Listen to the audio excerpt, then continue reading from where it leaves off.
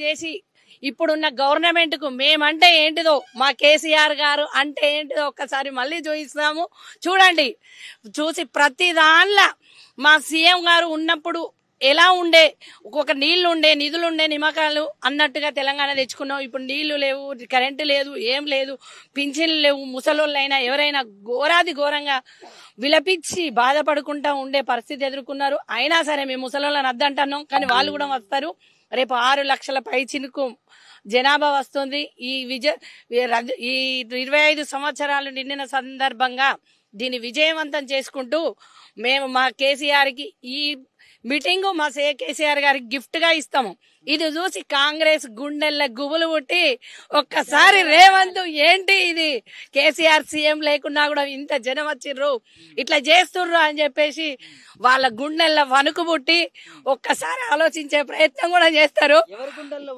Congress CM Revanth Reddy గుండెల్లే రైలు పరిగెడుతున్నాయి. ఇప్పటికే ఈ ప్రాంగణం అంతా చూసుకుంటూ ఆయన అప్డేట్ తీసుకుంటూ ఈ జనాలందరినీ చూసుకుంటూ సీఎం రేవంత్ రెడ్డి ఏంటి కేసీఆర్ ఎక్కడ, ఈ కేసీఆర్ ఇట్లున్నాడేంది, సీఎం కాకున్నా కూడా ఇంతగానో జనాలు ఎట్లా వస్తుండ్రు, ఇంత పెద్ద సభ ఎట్లా చేస్తుండని అనుకుంటూ ఆయన ఇప్పటికే భయపడుతుండ్రు. రాత్రి నిద్ర వేయండో లేదో ఒకసారి, కానీ పోకు ఇక ఇప్పటికెళ్ళి నీకు నిద్ర పోనీయాడు మా సారు. ఇక నిద్ర పట్టది, ఇక మర్చిపోవు, నిద్ర పట్టది. ఇక వచ్చే 3-4 సంవత్సరాలలో మళ్ళీ మధ్యంతర ఎలక్షన్లు వచ్చినా ఆశ్చర్యపోవాల్సిన పని లేదు. మళ్ళీ మా సీఎం కేసీఆర్ రావాల్సిన ఆశ్చర్యపోవాల్సిన పని లేదు. సింహం బయటకు వచ్చింది, ఆట మొదలైనట్టే నిద్ర పట్టది వాళ్ళకి, ఇక గుబులే. అప్పుడు ఉద్యమం చేసినప్పుడు ఎట్లా భయపడ్డారో ఈ సోనియమ్మకి ఇట్లా ఇప్పుడు వీళ్ళు అట్లనే భయపడుతుండ్రు. ఇప్పటికి వారం రోజులకెళ్ళి వాళ్ళకి నిద్ర పడతలేదు. రేపు సభ అయిపోయినాక కూడా ఇక నిద్ర పట్టది రేవంత్ రెడ్డి గారికి. మంచిగా చల్లగా ఏసీ వేసుకొని తడబట్టేసుకొని పడుకో సార్, పులి బయటకు వచ్చింది, ఇక పంజా విసురుతాడు, చేస్తాడు. ఇక చూసుకో, ఇక తెలంగాణ అంటే ఏంటిదో నిరూపిస్తాడు. సీఎం కేసీఆర్ అంటే ఏందో నిరూపిస్తాం. కేసీఆర్ సార్ అంటే ఏంటిదో మేము జనాలను నిరూపిస్తాం.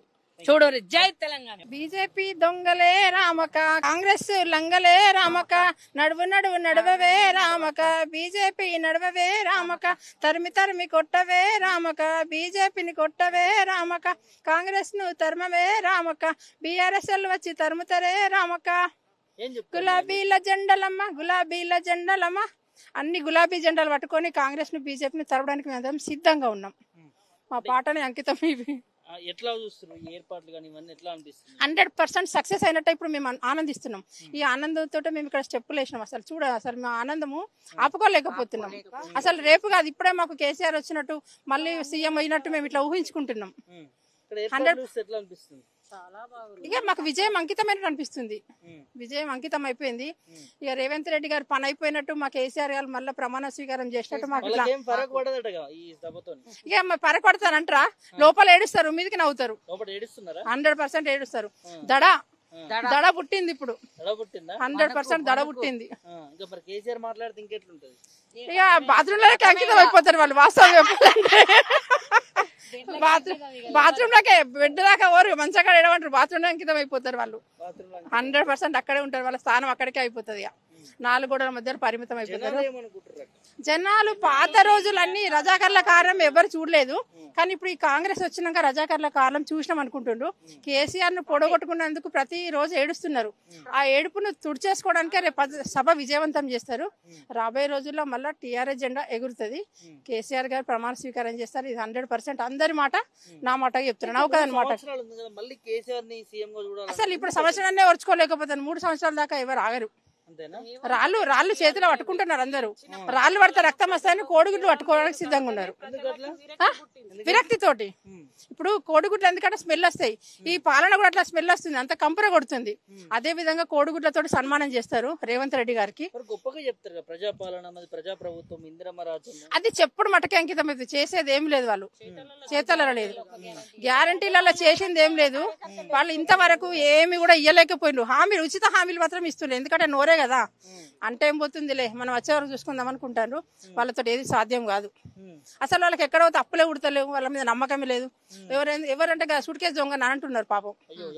రేవంత్ అన్నను దొంగ. బాధ అనిపిస్తుంది. అప్పటి రోజులు గుర్తు చేసుకుంటారు పాపం. పోయి దొంగను కూర్చోబెట్టినాం సీటు మీద, దొంగను కూర్చోబెట్టమని బాధపడుతుండ్రు. ఆ దొంగను తరమనికి మేమందరం సిద్ధంగా ఉన్నాం.